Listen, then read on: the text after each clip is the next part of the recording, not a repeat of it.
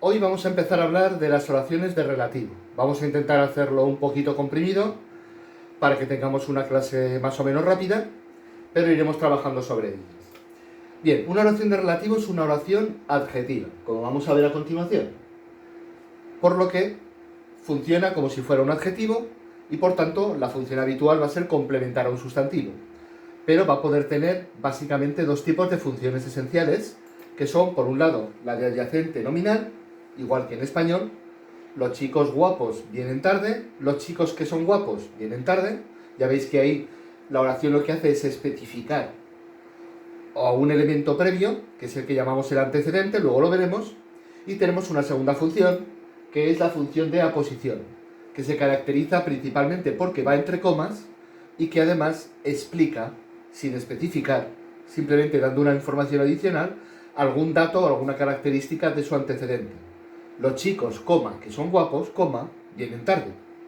Bueno, a ver, lo que caracteriza básicamente a una oración de relativo es el elemento que la introduce.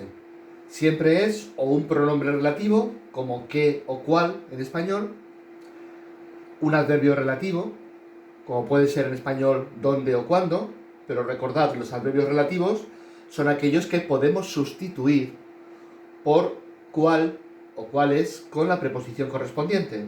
El lugar donde vivo es Zaragoza, el lugar en el cual vivo es Zaragoza. Eso es una oración de relativo, ¿de acuerdo? Bien.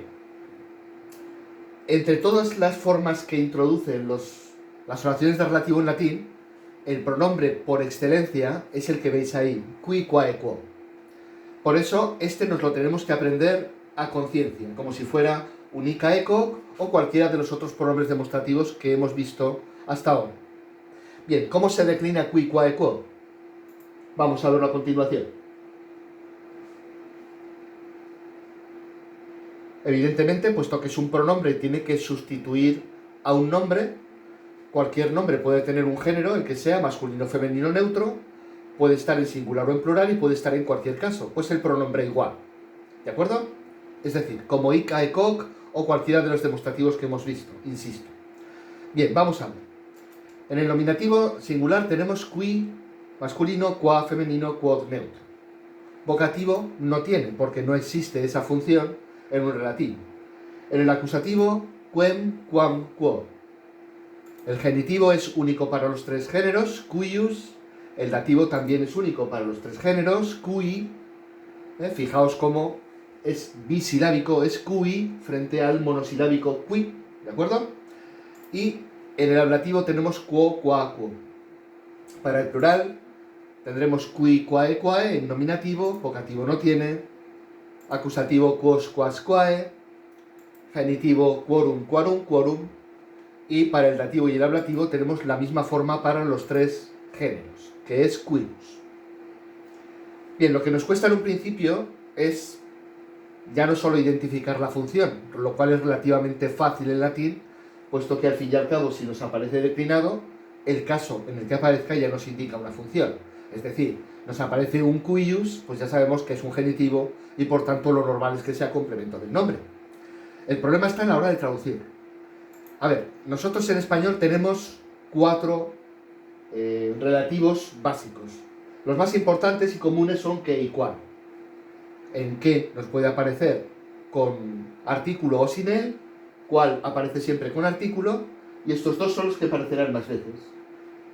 Quién o quiénes nos puede aparecer también, sobre todo ya veremos que cuando encontremos oraciones de relativo que no llevan antecedente, y cuyo será la traducción que daremos cuando aparezca el genitivo, solo el genitivo, ¿de acuerdo? Entonces, solo el genitivo se refiere exclusivamente a esta forma. Podremos traducir por cuyo, el cuius, el quorum o el quorum, ¿de acuerdo? Bien, los pronombres que y cual ya hemos dicho pueden llevar el artículo, cuál lo suele llevar, que puede llevarlo o no. El que lo pongamos o no lo pongamos va a depender siempre de cómo nos quede en la oración. Bien, vamos a ver características esenciales de la oración de relativo que valen también para el español. Bien, la primera. El elemento que introduce la oración de relativo, bien sea un pronombre, bien sea un adverbio, a veces incluso un adjetivo, no funciona como nexo. No le podemos poner nexo. Si os habéis fijado, hemos dicho que se declina. Y si se declina es porque tiene una función. Es lógico, ¿verdad? Pues bien, si tiene una función, hay que ponerle el caso y la función que cumple dentro de la oración subordinada. Por eso, nunca le ponemos nexo y siempre tiene una función dentro de la oración que está introduciendo.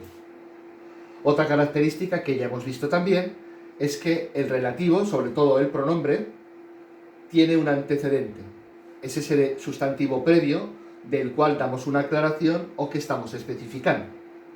Y bien, hay una relación de género y de número, tienen que tener el mismo, el antecedente y el relativo.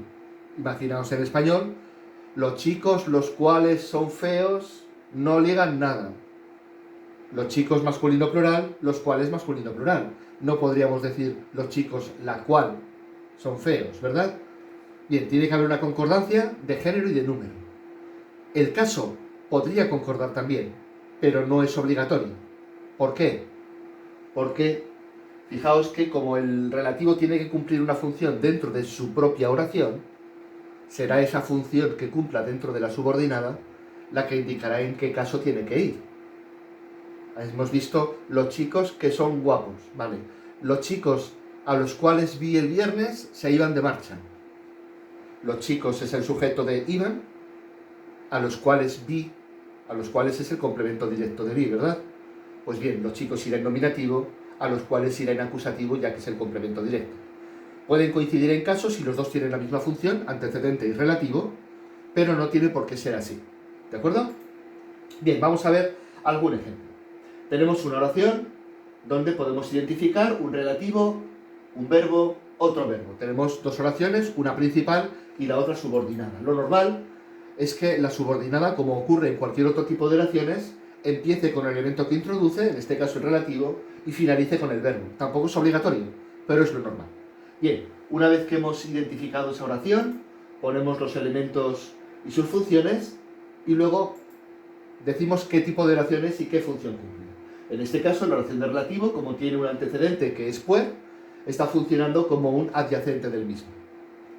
Fijaos cómo el antecedente es sujeto y por tanto va en nominativo, el sujeto de est, pero qui no es el sujeto de dedi. Dedi es yo entregué, sujeto yo. Por lo cual, qui, en este caso que va en dativo, es el complemento indirecto. Vamos a ver cómo van en diferente caso, uno en nominativo, otro en dativo, porque este sujeto es la principal y este es el indirecto dentro de la subordinada. Bien, el niño al que o al cual di un regalo es mi hijo. A ver, lo que nos puede plantear problemas a veces es cómo traducir el relativo. Lo mejor es lo siguiente. Cogemos la oración subordinada, la aislamos, ¿de acuerdo? Y cambiamos el relativo por su antecedente, poniéndolo en el caso en que aparece este. El niño al que di un regalo. Di un regalo al niño. Al niño le pondríamos indirecto, pues esto es indirecto, ¿vale? Entonces en lugar de traducir al niño, pondremos al cual, y ya está. Bien, vamos a ver otro ejemplo. En este caso, va la oración de relativo entre comas, por lo tanto va a ser una aposición, es lo más normal. Identificamos los elementos, ponemos sus funciones e identificamos también la oración de relativo, en este caso con función de aposición. Bien, aquí vemos que el antecedente, mulieres, es el sujeto de intervenient, por tanto va en nominativo. Quas, que es femenino plural, igual que su antecedente, como funciona de directo de vulneraverunt, va en acusativo. No coinciden en caso porque sus funciones en sus respectivas oraciones son diferentes. Las mujeres a las cuales hirieron sobrevivirán.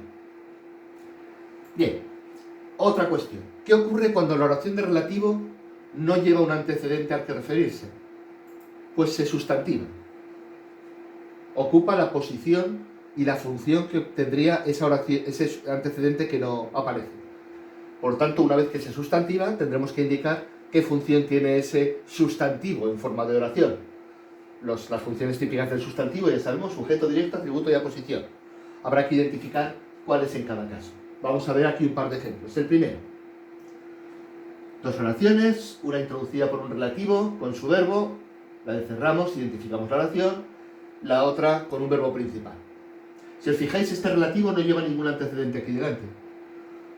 Quiere decir que será una oración adjetiva que en este caso está sustantivada y tendremos que ver qué función cumple. Bien, es sustantivada, cumple función de sujeto de este vivut. Por tanto, no hay antecedente, tendremos los que luchan en la guerra, viven con honor. Los soldados que luchan, los hombres que luchan, ese soldados, ese hombres no aparece, que es el antecedente, entonces se quita y en lugar de ser el sujeto, pasa esto a ser el sujeto de la oración. ¿Vale? Es el sujeto de este vivut. Aquí podríamos haber utilizado la traducción de quiénes, que es la más típica cuando nos aparecen adjetivas sustantivadas siempre que el relativo no sea neutro, que es lo que vamos a ver a continuación. Fijaos en esta otra oración, aquí tenemos dos verbos, promisi y dabo.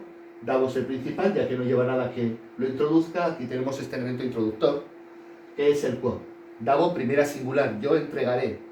Como es el sujeto, esta oración ya no puede ser el sujeto. ¿Qué será? Pues evidentemente será el complemento directo de dabo que necesita y que no aparece. Entregaré a los soldados esto. ¿Qué es esto? Lo que a ti prometí. ¿De acuerdo? Prometí a ti esto, te lo prometí. Esto es el directo, ¿de acuerdo? Bien, hay que fijarse mucho en cuáles son las formas verbales, porque siempre que sean primeras personas, es evidente que vamos a tener no función de sujeto en la subordinada, sino cualquier otra. Bien, vamos a ver algo que solo vamos a pasar muy por encima, porque no lo veremos apenas este año ni nos aparecerá. Bien, una oración de relativo suele llevar el verbo en indicativo, es decir, los tiempos que hemos visto. Presente, pretérito imperfecto, futuro imperfecto, pretérito perfecto, pluscuamperfecto o futuro perfecto. Va. Pero a veces puede aparecer el subjuntivo, y eso se puede deber a dos razones. Lo primero es lo que se llama la atracción modal. Eso nos está indicando que la oración de relativo, en lugar de estar subordinada a la principal, está subordinada a otra subordinada. ¿Vale? La hipersubordinación es cuando una oración de relativo no depende de otra subordinada, sino de la principal, pero tiene un matiz adverbial e indica una circunstancia. Normalmente suelen ser causal, final, a veces consecutiva. Esas dos que aparecen ahí son las más comunes. Vamos a ver ejemplos para que nos quede claro. Fijaos en esta oración. Volo, yo quiero, ahí tenemos curare, un infinitivo y un verbo, ¿vale? Del verbo principal depende una oración de relativo que es de curare hasta el final y dentro de la oración, una oración de infinitivo que va de curare hasta el final y dentro de la oración de infinitivo tenemos una oración de relativo. Como la oración de relativo va subordinada a la de infinitivo, está dentro, el verbo aparece en subjuntivo. Es doleant, presente de subjuntivo, en lugar de dolent, presente de indicativo. La traducción es la misma. Aquí identificaríamos la oración de infinitivo concertado como directo de volo, que es todo esto, y dentro de ella tendríamos que poner esta oración de relativo como adyacente. Como digo, la traducción no varía porque aparezca el subjuntivo, simplemente está indicando que se trata de una subordinada de otra subordinada. Quiero cuidar a los hombres los cuales sufren. ¿De acuerdo? Como vemos, esta oración de relativo tiene a homines como antecedente. Bien, vamos a poner ahí un ejemplo, el típico, o quizá el más típico, de hipersubordinación. Fijaos como aquí tenemos solo dos verbos. El verbo principal y otro verbo. Y este verbo, si nos retrotraemos, vemos que va introducido por el pronombre relativo qui. Es decir, aquí vamos a encontrar una oración subordinada como acabamos de marcar. Una oración de relativo. Pero esta oración de relativo lleva el verbo en subjuntivo. Por lo cual nos está indicando que no es una oración de relativo normal. ¿De acuerdo? Tienen que saltar las alarmas cuando veamos que el verbo va en subjuntivo. Bien, identificamos los elementos de la oración y sus funciones. Y ya aquí ponemos que se trata de una oración de relativo y después el matiz que nosotros entendemos que tiene. Fijaos en la traducción. Envió legados y literalmente lo de abajo, los cuales pidieran la paz. ¿Qué es eso? ¿Qué significa? Envió legados para pedir la paz. Lo podemos traducir directamente como una final, que es esto que aparece aquí, y ya está. Pero bueno, ya os digo, esto no nos aparecerá de momento, y si aparece desde luego os indicaría que se trata de una hipersubordinación. Bueno, ya sé que ha ido todo un poquito deprisa, espero que no hayáis tenido problemas, pero seguro que lo iremos entendiendo conforme lo trabajemos. Venga chicos, nos vemos. Hasta luego.